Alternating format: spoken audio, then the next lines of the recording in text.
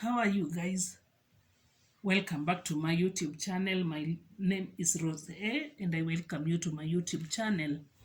And today, my guys, I'm very grateful, by the way, for the subscription. I'm grateful for views. I'm grateful, my people. I'm grateful.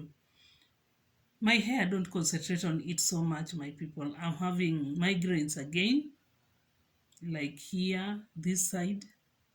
I'm having a lot of migraines. So combing it is not an option for now. Maybe when I'll feel better again.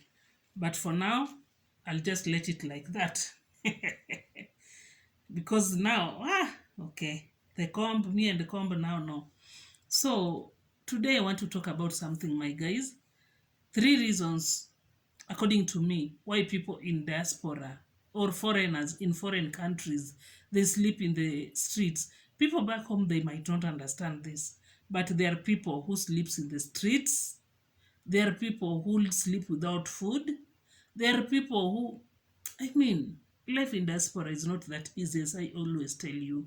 It is not all that easy. So if you have someone, a relative, a friend who is in diaspora, please be checking on them, because life out here is not all that rosy the way we think. When we are packing our bags coming to a foreign country, we think that we are going to change the narrative or the lifestyle of our people back home, but you find that it is not the way you thought. You better work, my guy. You better work. You have to do a lot of work.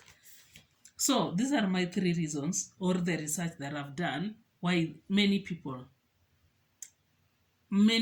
foreigners sleep without food, or they sleep in the streets. Number one, in foreign country, if you don't have papers, leave alone your degree papers, diploma and whatever, if you don't have, if you came here illegally, let's do it like that. If you came here illegally, you don't have papers that shows that you are in that country legally, my dear, you will face the music. You will face the music. Jobs are there, yes. They're easily to come by. But when somebody knows you're in that country illegally, they will deal with you. Because now, even in Kenya, when you're there in the country illegally, don't expect much from the government. In fact, you are a criminal in that country. You are a criminal. And any time you come across the police, it will be another case. So when you are in a foreign country, please just try to have your documents. Like, you just have to have your documents. You better leave the education documents aside. But you call them what? Immigration documents. Please just have them. You need to have your passport. You need to have your, how do you call it, residential ID, which must be fully updated. That is when you can even go to the hospital, you can access hospitals, you can access even employment, you live a free life. Because when you are in the country illegally, when you get a job from your employer, somebody might feel like akuone huruma tu. He will underpay you. He or she will underpay you, because he know at the end of the day you can't move out of this job easily. So, my dear, before you go, or you pack to go out of the country, out of your country to another country, please just make sure you have your papers, immigration papers, intact, and they must be, your papers must be updated. Because when you have your, you call it what, residential ID, you can access medication. If you are sick, you can go easily to the markets, especially you can buy things. And life here is very expensive, by the way. Life outside, the other day there was a friend who was telling me life back home is very expensive, thinking that out here it is anyway better. No, out here life is also very, very expensive. So you just have to work, and you can't work without papers. You can't work without papers that shows that you're in that country legally. Another thing, laziness. There are some of us who are very lazy. In this country, these diaspora countries, you have to work. If you can't work, my dear, you have issues. I mean, you will have problem, because these people, they don't care, by the way. You see, like back in Kenya, when we see the white person, we see the mzungu, we are like we want to worship them. Like, out here, they don't care. Those wazungu, we worship them back home. Out here in their country, they don't care about us. Even if you sleep there in the corridors or whatever, they don't care. Everybody, yani kila mtu upita tu, anaenda, whether you eat or not, that is up to you. They are not like us Kenyans. They will ask you, have you eaten? Why are you sleeping outside? Oh, blah, blah. With them, they don't care. They don't care. They will be just passing you. So, my dear, you have just to work. Laziness is not an option here. If you can't work, don't just come to foreign country. Because here, if you don't work, there are food. You have to buy food. You have to pay rent. You have to, I mean, everything is being paid here. You are paying for everything. So the moment you don't work, you want to be lazy around, because, my dear, life is very expensive out here. So laziness is not an option. And that is where you find many people, when they come to diaspora, since they thought that when you are in diaspora, you wake up in the morning, you find the dollars waiting for you at the door. My dear, it is not a true thing. That is a lie. You just have to work. Another thing, my third point, drug abuse. Drugs, my people, when they come here, those guys, when they come here, or when we come into a foreign country, if you are not, let me say, if you didn't have a relationship with God, life will be very, very difficult for you out here.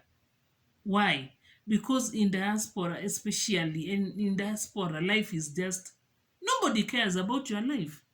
After all, you are over 18. Did you come here to be babysitted? No. So you just have to have your moral intact. And here life is, people live a careless life. I can call it a careless life. People live their lives to the fullest. So you come here, you get into drugs. As I told you, diaspora life is very lonely. And for you to get that company, if you are not careful, you will fall into bad company. And that is where you find many people, when they come to diaspora, you hear that a boy 20 years is marrying an old mama of 70 years. Why? Because they are looking for that acceptance. They are looking for that attention. They are looking for that company. Because you are all alone always. Here in diaspora, a certain friend of mine died 2 weeks in the house because she was all alone in the house. Because nobody can, even your neighbor doesn't know you. So who will know that you died in the house or whatever happened to you? That is up to you. It is up to you, my dear. So if you're not careful, you will join these groups. And that is where you will start using drugs. And since I've told you here life is expensive, when you've gone into drugs, you will have nothing even for your rent. You will have nothing even for your food, because life is very, very expensive. And that is where you find that many girls or many ladies, when they come out, they join these groups of lesbianism, gayism, and all that. They abuse drugs.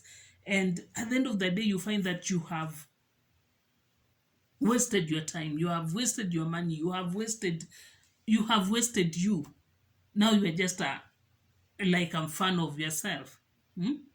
Because you have entered these groups, because you wanted to be accepted, you wanted to belong, you wanted to be appreciated, you wanted someone to feel you, which, if you're not careful, you will be misled. If you're not careful, you will fall into a trap. If you're not careful, my dear, things will not work the way you thought. So these are 3 main points these are the three main points why I'm saying people in diaspora, they'll sleep without food.